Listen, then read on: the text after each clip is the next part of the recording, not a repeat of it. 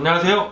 법률로 마음을 치유합니다. 개인회생 파산 16년 경력 법률 테라피스트 김영렬 법무사입니다. 2020년 작년부터 해서 코로나19 영향으로 영세 자영업자분들이 정말 많이 힘들어 하시잖아요. 그래서 상담을 오시는 분들 중에서 이 자영업을 하시는 사장님들이 작년부터 상당히 많으세요. 그리고 실제로 저희 사무실에서 개인회생이나 파산을 신청하시는 분들도 상당히 많이 늘어나고 계십니다. 법원 통계를 봐도 작년에 개인 파산 사건이 전국 법원 전반적으로 10%에서 15% 정도 이렇게 증가한 걸로 나타나고 있습니다. 그 중에서 오늘은 그 개인 사업을 운영을 하시다가 최근에 갑자기 많이 어려워지셔서 개인 파산을 고민하면서 이렇게 찾아오시는 대표님들께서 물어보시는 질문 중에 한 가지입니다. 법무사님, 제가 그 파산 면책으로 채무를 탕감을 받고 나서 혹시 다시 사업을 해도 되나요? 이렇게 질문을 주시거든요. 그래서 오늘은 이 부분에 대해서 설명을 좀 드려보려고 합니다. 내가 파산 면책을 받고 나서 다시 사업을 바로 시작을 해도 되는지, 그리고 사업을 하게 된다고 하면 어떤 문제점들이 있을 수 있는지 여기에 대해서 오늘은 정리를 좀 해드리려고 합니다. 먼저 질문 주시는 그 면책을 받은 이후에 내 이름으로 바로 사업을 해도 되느냐, 여기에 대해서 답을 먼저 드리면, 당연히 면책 결정을 받으시면 그 날부터 바로 사업을 시작을 하셔도 가능합니다. 왜냐하면 개인 파산이라는 제도가 경제적으로 어려움에 처한 분들을 갱생을 돕기 위해서 만들어진 제도죠. 한번 경제적으로 파탄 상태에 이르렀다고 해서 이분이 평생 동안 신용 불량자로 살도록 계속 놔둔다고 하면 국가 경제적인 차원에서도 상당히 불리한 면이 많기 때문에 국가 정책적으로 법률을 통해서 구제를 해주는 제도입니다. 그 목적은 다시 한번 갱생을 하고 경제활동을 열심히 해서 기여를 하라는 거죠. 그래서 내가 면책을 받아서 채무가 다 정리됐다고 하면 내 명의로 사업자를 내는 게 당연히 가능하시고, 또 그렇게 사업자를 내셔서 열심히 사업을 다시 하라고 만들어 놓은 제도라고 생각을 하시면 됩니다. 그래서 다른 사람 이름으로 하실 필요가 없고 내 이름으로 당장 다시 사업자를 내셔서 사업을 해도 되고, 이걸 장려하고 있는 제도인 것이죠. 그때 우리가 겪을 수 있는 어려움은 뭐가 있을까, 이게 좀 고민을 해볼 부분이 있습니다.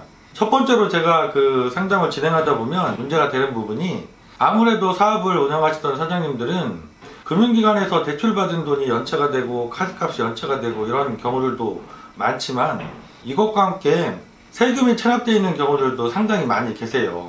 아무래도 사업이 어려워지다 보면 부가가치세도 납부를 못 하시게 되고 종합소득세도 납부를 못 하시게 되고 이런 어려움들이 계십니다. 그런데 파산제도는 세금은 면책 대상이 아니어서 해결이 되지가 않거든요. 그리고 개인회생으로 진행을 하시더라도 세금은 100% 다 갚아야 되는 채권입니다. 그래서 사실상 탕감이 없습니다.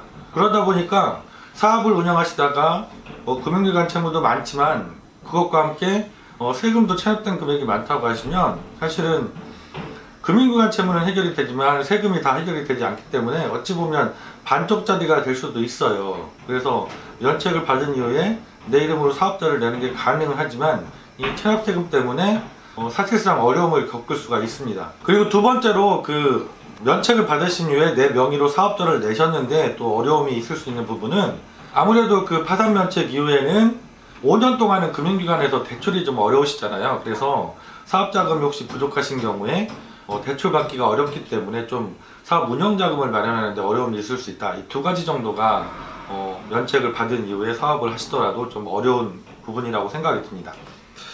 그리고 제가 말씀드렸던 파산 면책을 받으신 이후에 내 이름으로 새롭게 사업을 시작하시는 사장님들이 가장 고민이 많으신 부분이 체납세금이 있는 경우라고 말씀드렸잖아요. 이 부분과 관련해서 제가 주말에 공부를 하면서 발견한 좋은 제도가 하나 있어서 소개를 좀 시켜드리려고 해요. 조세특례제한법에 이런 규정이 생겨 있습니다. 영세 개인사업자의 체납액 징수 특례라는 규정이 생겼습니다. 내용을 보면 2020년 12월 31일 이전에, 연말 이전에 사업을 폐업하신 사장님들인 경우에 한번 사업을 이때 폐업을 하셨다가 2020년 1월 1일부터 2023년 12월 31일까지 다시 사업을 시작하시는 사장님들이 해당이 되세요.